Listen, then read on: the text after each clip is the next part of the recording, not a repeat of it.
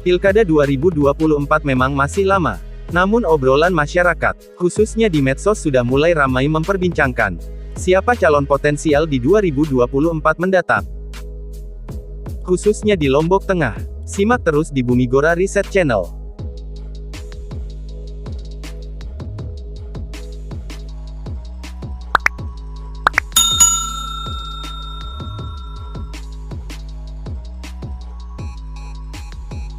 Yang pertama adalah Haji Lalu Fathul Bahri, lahir di Lombok Tengah pada tanggal 31 Desember tahun 1969.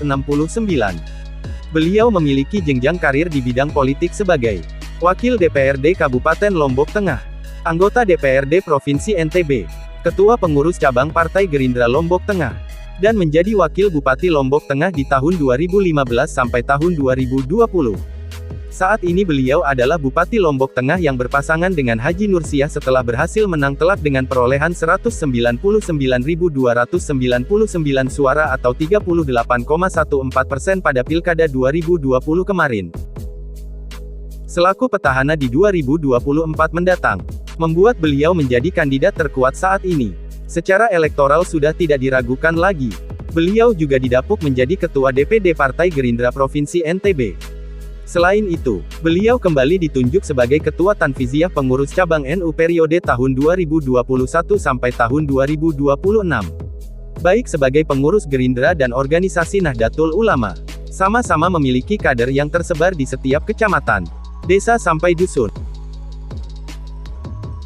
Secara individu, beliau sangat religius dan sosialis, mengayomi rakyat menengah ke bawah dan selalu menunjukkan sisi ketawaduannya. Di sisi lain, beliau punya kemampuan berkomunikasi yang baik, dan punya pengetahuan tentang birokrasi serta kearifan lokal yang mumpuni.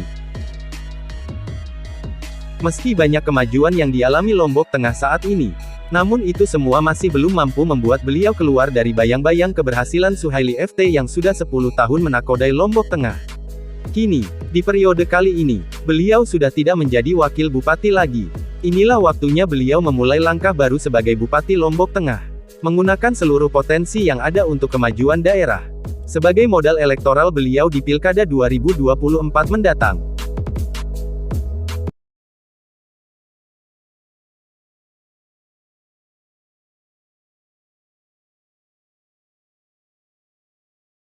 Yang kedua adalah Haji Nursiah.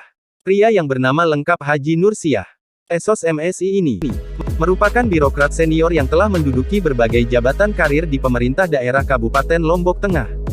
Beliau pernah menduduki beberapa jabatan di antaranya yakni Camat tahun 2003 sampai tahun 2004, Kepala Dinas Pendapatan Daerah tahun 2008 sampai tahun 2009, Kepala Dinas Kebudayaan dan Pariwisata 2009, Asisten Administrasi Umum tahun 2009 sampai tahun 2016. Sekda Kabupaten Lombok Tengah tahun 2016 sampai tahun 2020. Wakil Bupati Lombok Tengah tahun 2020 sampai tahun 2025. Pada Musda ke-10 Partai Golkar Lombok Tengah, Haji Nursiah didapuk sebagai Sekretaris DPD Partai Golkar Lombok Tengah, di bawah pimpinan Haji Humaidi. Ini semakin menambah kekuatan elektoral beliau. Lebih-lebih Golkar Lombok Tengah masih dipegang oleh keluarga Yayasan At-Thohiriyah Al-Fadiliyah, Yatofa, Bodak. Yayasan yang selama ini istiqomah menyumbangkan lumbung suara untuk memenangkan Suhaili dan Partai Golkar di Lombok Tengah bahkan di NTB. Meskipun saat ini, beliau menjadi orang nomor 2 di Lombok Tengah, namun tidak menutup kemungkinan hasrat menjadi nomor 1 itu ada dalam diri Nursiah. Ada banyak hal yang membuat para bupati dan wakil bupati bersaing di pilkada selanjutnya. Salah satunya sulit menyatukan visi misi ketika sudah berkuasa. Hal semacam ini lumrah terjadi dalam kontestasi pilkada. Contohnya Bupati dan Wakil Bupati Lombok Timur, Haji Sukiman Azmi dan Haji Samsul Lutfi yang harus berhadapan di Pilkada 2018. Padahal mereka satu paket di Pilkada sebelumnya, 2013. Begitu juga di Pilkada Lombok Utara, antara Johan Samsu melawan Haji Najmul Ahyar. Dalam politik apa saja bisa terjadi. Yang abadi hanya kepentingan dan hasrat ingin berkuasa.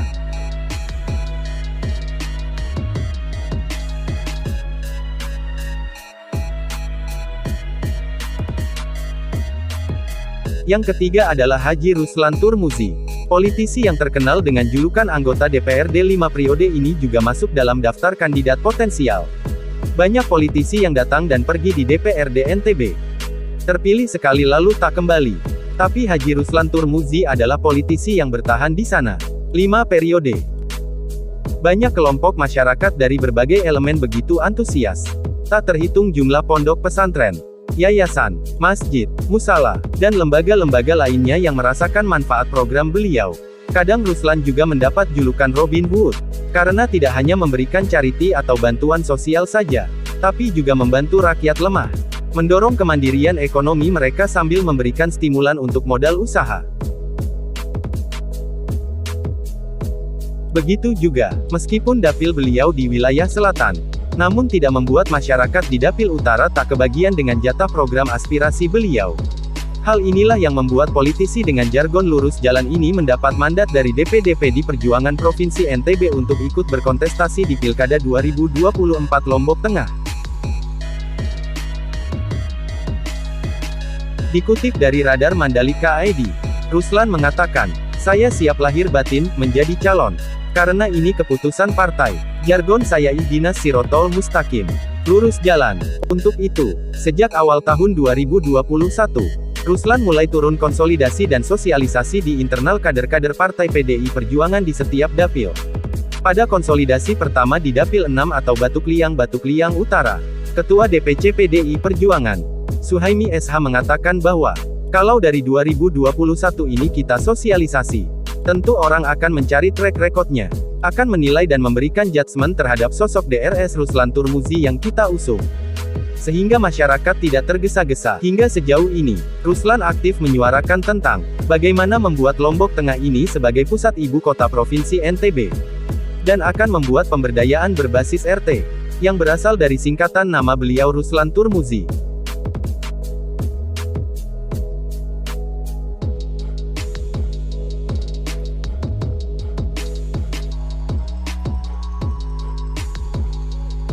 Yang keempat adalah Haji Lalu Gede Samsul Mujahidin. Pilkada Lombok Tengah tanpa kehadiran calon yang berasal dari kader NW sepertinya kurang greget. Dalam 4 pilkada terakhir, calon yang merepresentasikan NW tidak pernah absen. Beberapa calon yang merepresentasikan NW maupun NWDI diantaranya Tuan Guru Haji Lalu Gede Sakti Amir Murni, almarhum Haji Zainul Aidi dan terakhir Tuan Guru Haji Habib Ziadi Thohir. Namun sejauh ini belum ada yang berhasil lolos sebagai pemenang. Pada pilkada mendatang, sepertinya NW butuh kandidat yang lebih kuat, disertai kalkulasi politik dan pemetaan yang matang, agar jangan sampai kekalahan pada pilkada sebelumnya terulang kembali. Melihat kompetitor yang akan dihadapi juga lumayan berat, mulai dari petahana, sampai politisi senior lainnya. Salah satu nama yang paling sering muncul ke publik mewakili Ormas NW adalah Lalu Gede Samsul Mujahidin atau GSM. Salah satu cucu pahlawan nasional ini memiliki track record yang mumpuni. Beliau telah 2 kali lolos ke Senayan, Jakarta, menjadi anggota DPR RI dari Partai Bintang Reformasi tahun 2009 sampai tahun 2014 dan Partai Hanura tahun 2014 sampai tahun 2019. Mengingat di Lombok Tengah saat ini sedang diadakan pembangunan proyek bertaraf nasional dan internasional, maka Lombok Tengah butuh figur nasional. Dan Gede Samsul adalah salah satu pilihan alternatif. Selama 10 tahun berkantor di Senayan, Jakarta, tentu beliau memiliki jaringan yang baik di banyak sektor. Dan ini sangat dibutuhkan untuk menopang pembangunan di Lombok Tengah saat ini. Lebih-lebih karakter beliau yang lebih fresh dan lebih fleksibel, sehingga bisa diterima di semua kalangan masyarakat. Jika Gede Samsul serius bertarung di 2024, maka beliau harus lebih sering hadir dalam kegiatan sosial kemasyarakatan jauh-jauh hari sebelumnya. Berkaca dari pilkada sebelumnya, kebanyakan calon-calon bupati yang mewakili NW hanya muncul ketika menjelang pilkada, sehingga tidak memiliki waktu yang cukup untuk memperkuat basis di tengah-tengah masyarakat. Salah satu langkah awal yang paling krusial adalah merapikan dan memberikan pemberdayaan pada mesin organisasi NW. Mulai dari Ikatan Pelajar, Himpunan Mahasiswa, Ikatan Pemuda, Ikatan Sarjana, Hizbullah, Abituren dan lain sebagainya. Layaknya NU, dukungan NW juga tidak menjadi syarat mendaftar di KPU. Karena NW bukan parpol. Namun arah kebijakan NW dihormati parpol. Inilah yang menjadi alasan untuk parpol-parpol memberikan dukungan. Mengingat masa Ormas Nahdlatul Watan biasanya lebih mengakar dan lebih militan dari kader-kader partai. Berkaca dari pilkada sebelumnya, sepanjang calon yang dimunculkan dari tokoh NW, suara yang berhasil diraih berkisar antara 125 hingga 155 ribu suara. Di mana diketahui jumlah daftar pemilih tetap di Lombok Tengah hampir 700 ribu suara. Jika kita mengambil kisaran suara terkecil yaitu 125 ribu. Itu sudah modal yang cukup besar untuk optimis maju sebagai calon bupati 2024. Apakah Anda setuju jika Gede Samsul ikut bertarung di 2024 mendatang? Tulis jawaban Anda di kolom komentar.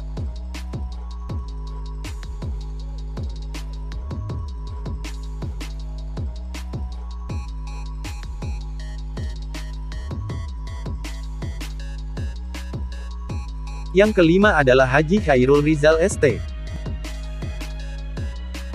Dorongan pada suami Wakil Gubernur NTB Haji Khairul Rizal ST untuk bertarung di Pilkada Lombok Tengah sempat berhembus dari sejumlah tokoh. Pria kelahiran Desa Mujur ini juga punya jam terbang politik yang tidak biasa. Pernah menjadi anggota DPRD dari Partai Keadilan Sejahtera, Ketua DPRD Lombok Timur dari Partai Demokrat dan saat ini sebagai anggota DPRD Provinsi NTB dari Partai Nasdem. Politisi yang hobi pindah parpol ini juga termasuk dalam elit organisasi NWDI. Beliau sangat giat melakukan silaturahim dalam penguatan pengurus di tingkatan akar rumput. Gaya komunikasi yang simpel, santun, tertata rapi dan berisi, membuat beliau sering ditugaskan oleh Tuan Guru Bajang Muhammad Zainul Majd di MA untuk memberikan pembinaan di semua badan otonom yang bernaung di bawah organisasi NWDI. Namun adakah peluang Khairul Rizal untuk maju? Kalau dilihat dari basis massa NWDI, kira-kira tidak jauh beda dari masa NU maupun NW. Sama-sama memiliki kader militan di akar rumput.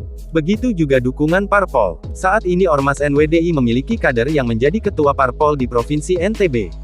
Yaitu istri beliau Ibu Hajah Siti Rohmi Jalilah selaku Ketua DPW Nasdem NTB. Jadi secara dukungan parpol, juga tidak terlalu sulit. Namun berkaca dari beberapa pilkada Lombok Tengah sebelumnya, Khairul Rizal masih diprediksi sulit bertarung head-to-head dengan beberapa kandidat potensial lainnya. Pasalnya, politisi yang lama menghabiskan kiprah perpolitikannya di Lombok Timur ini dinilai belum memiliki kontribusi yang begitu signifikan di Lombok Tengah. Dan tingkat popularitasnya pun masih tergolong rendah. Menurut komentar beberapa tokoh, Khairul Rizal hanya punya satu peluang jika ingin menjadi eksekutif di Lombok Tengah. Yaitu hanya sebagai wakil bupati. Ini adalah pilihan paling masuk akal jika beliau berhasrat terjun dalam perpolitikan Lombok Tengah 2024. Dan baru-baru ini, beredar foto pertemuan Nursiah dan Khairul Rizal di medsos. Mungkinkah ini adalah sinyal menuju Pilkada Lombok Tengah 2024? Mengingat desas-desus Patul Nursiah dikabarkan akan pecah kongsi semakin ramai di media. Jika desas-desus ini menjadi kenyataan, maka peluang Haji Nursiah berpasangan dengan Khairul Rizal akan semakin menguat. Itulah kandidat-kandidat potensial menurut Bumigora Research Channel, yang diprediksi mewarnai Pilkada Lombok Tengah 2024. Politik adalah seni segala kemungkinan.